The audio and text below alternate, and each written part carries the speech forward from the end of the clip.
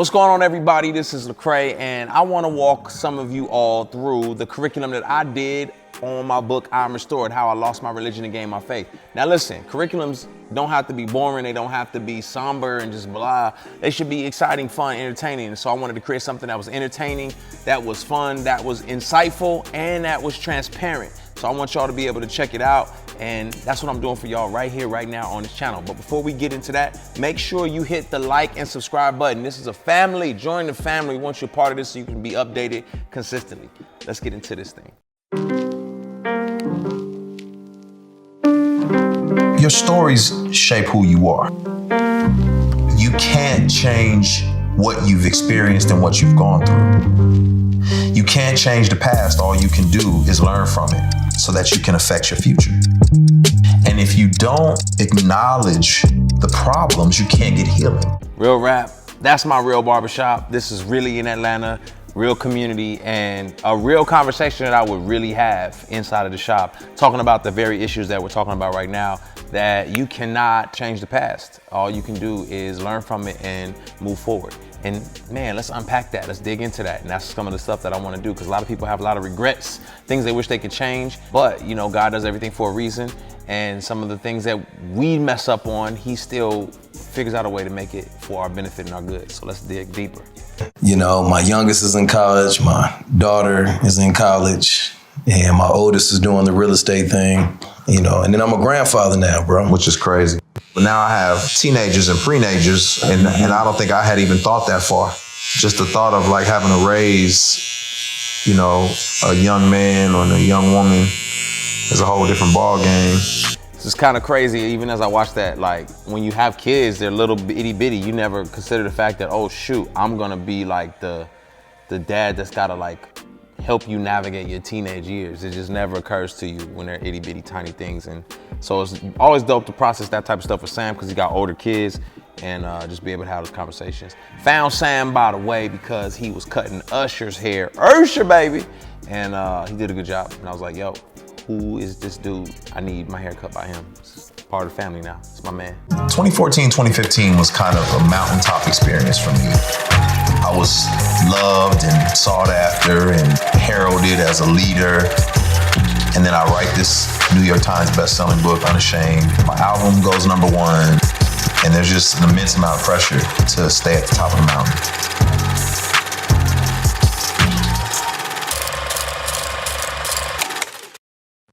In 2018, I woke up in a clinical depression and very acute anxiety. Candidly, you know, I was hungover. I had a night of drinking, and I woke up and I was like, what is going on with me? And I thought maybe it was just, you know, the effects of the alcohol. But what I didn't realize was the alcohol binging was me coping with all of the stresses and traumas that I had dealt with historically and presently. LECRAE'S admitting that real. Oh my gosh, what do we do? Hey, listen, y'all. I told you I was gonna be real, transparent, and authentic. So y'all gonna hear some stuff on this that, you know, are real. That's real. And I don't think we can help each other unless we real. So you gotta think about the height I was at in terms of the #1 album in the country. You're winning Grammys, you're traveling all over the world. There's a lot of stress, a lot of pressure. And for me, one drink, which is fine. Have a glass of wine if you wanna have a glass of wine. If you're grown, do your thing. But for me, it was turning into 3, 4, 5, 6, 7. And that became a coping mechanism, which I didn't even realize at the time. So something to note, you know, sometimes the people you admire, you look up to, are going through some tough things. And we shouldn't, you know, put them on that high of a pedestal, because then they feel trapped sometimes, like they can't be honest. And I never want to feel that way. And I thought it was this new big giant family. I didn't realize there were denominations and different compartments because I wasn't raised in it. So I thought everyone was together. I thought there was one big family. I was doing time between a black Kojic church, and a Bible study with a bunch of students who were going to a predominantly white Bible fellowship church. And I started seeing that the teachings weren't lining up. Initially, I was upset. at how the Black community did not have the wisdom that was over here. I didn't understand any historical reasons or any of those things. I was just mad. And so I took it upon myself to say, well, how can I bridge this gap? Now, it's funny because during this time period in my life where I'm talking about this is like the Rebel days. If any of you follow my career, this kind of prompted me to write the Rebel album. Like I remember like trying to bridge this gap and write music that connected with my community and that was really reflective of what I was learning. So you hear songs like The Bride, or you hear a lot more like deeper theological songs because I was trying to figure out a way to inject those things into this urban context, this hood, environment. So another dope thing about this is shot at Peace Prep, which is a school that I'm heavily involved in and support in Atlanta, in one of the toughest communities there. And so it's just like a full circle piece of work to see like where I come from, this community, I come out of it, I get access to a different world and want to come and bridge the gap, and feeling like I couldn't do it, and then here I am filming this at Peace Prep. So I think that's pretty amazing, man, just to see that. The wall started to crumble for me when a prominent newspaper wrote an article about me, heralding me as one of the future leaders of evangelicalism. She had interviewed another woman. She said that I was a mascot for white evangelicalism. And I remember that striking me in such a profound way.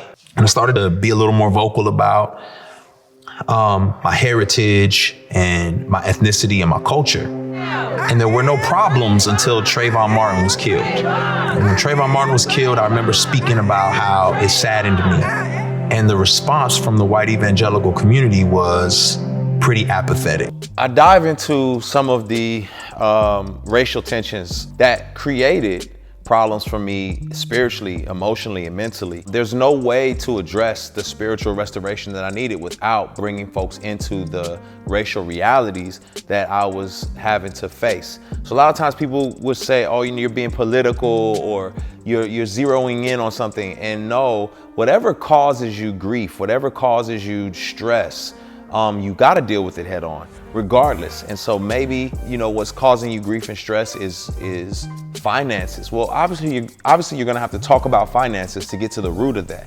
And for me, it was the racial tension and the disparity that existed within the church that really caused me a lot of stress and trauma.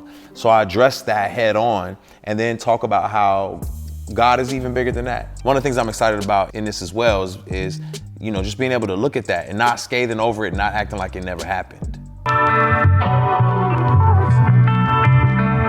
At the height of my career, a lot of amazing things are happening. I've got a top 10 radio single, features with some of the biggest artists in the world.